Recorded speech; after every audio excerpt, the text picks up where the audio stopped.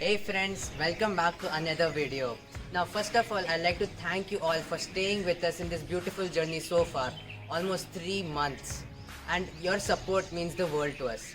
Now coming back to the video, as you may have already noticed from the video's title, today's video is about a 30-day plank challenge that we will be doing, but more on that later. First, let's understand what a plank is and the correct way to do it.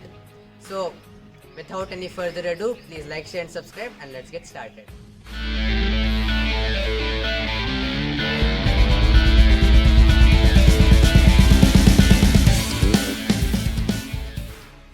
The plank or the Dandasana is one of the oldest as well as one of the best exercises to strengthen our core muscles.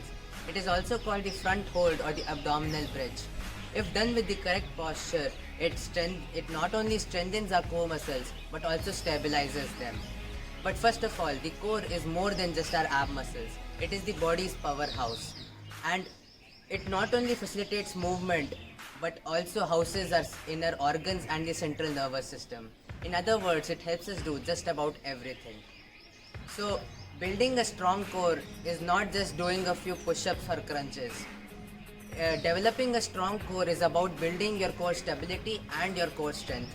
This is where a plank is useful. It uses relative inactivity to challenge the core muscle and strengthens them. Moreover, doing it with the correct posture helps prevent injuries and back pain. It helps us attain a strong and confident posture. And most importantly, we feel good and our body feels good. Very good. But please note that people with heart, shoulders, wrist or back pain should consult a physician before practicing the plank. Now, as I had mentioned earlier, the plank is a useful exercise only if done with the correct posture. So let's learn the correct way to practice the plank. First, you have to support yourself on your forearms. You can interlock your fingers or leave them as they are. And lie down on your stomach with your toes turned under. Like this. Lie on your stomach with your toes turned under. Now, make sure that your elbows are directly under your shoulders and at shoulder width apart. And maintain a 90 degree at your elbows. Now, using your core and your glutes, engage them and pull your body up. Gaze right below at a 90 degree angle. This makes sure that your head is in a straight line. Your whole body should be in a straight line from your head to your toes. Straight line. That is why it's called a plank. Now make sure that your hips don't sag too low or go too high. If it goes too high, then you're not doing a plank anymore. You're doing a downward dog, a Parvatasana. And if they go too low, you're applying too much pressure on your lower spine. And this may lead to back problems. Now, the most important thing about a plank is you have to derive the energy to hold the plank from your core. Don't try to hold it using the energy from your arms or your legs. Derive it from your core. And all you have to do that is pull your stomach back towards your spine as much as you can. As if you were trying to fit into a jeans which is too small for you. Just pull it back. And what you do when you're actually doing this is you actively engage your core, your glutes, your abdominal muscles and you derive energy from it. This not only increases your core strength, but when you actually use this strength to hold the plank, to maintain your balance in the plank posture, you're increasing your core stability.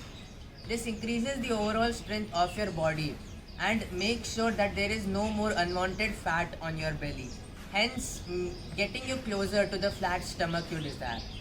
Now, another important thing is beginners are not able to hold the regular plank so easily. So, in the beginning, it is much easier to hold a modified plank. So, that is just a regular plank with some easy modifications. What you can do is, instead of holding the plank like this, drop your knees down and maintain a straight line from your head to your knees. Maintain a straight line and once again gaze straight below, just like this. Another thing you can do is go to the regular plank and spread your legs wider. When you do this, your legs provide extra balance to your body, hence reducing the strain on your core, like this. Once again, gaze straight below. This was the perfect posture how you should hold a plank. Now coming to the main part, We are going to be doing a 1 month plank challenge, and this time I will do it with you. Starting with just 20 seconds on the first day, we will slowly move towards accomplishing an astonishing 5 minutes on the 30th day. Starting from April 1st, we will release a video every single day till April 30th. All you need is a mat, your willpower, a few minutes, and me as your guide. The results will include stronger abs, a strong core, better power, and better coordination. And this is your best chance to improve your core stability and strength. All you have to do is log in every day at 6 a.m. Indian Standard Time. It's that simple. And remember, just because it looks easy doesn't actually mean it is. If done correctly in the beginning, your core will tremble, but over time it will become stronger and you will be able to hold the plank with greater ease. That is our goal. And as we had said earlier, exercise is not torturing our body, so we have added a few days of rest in between. Thank us later.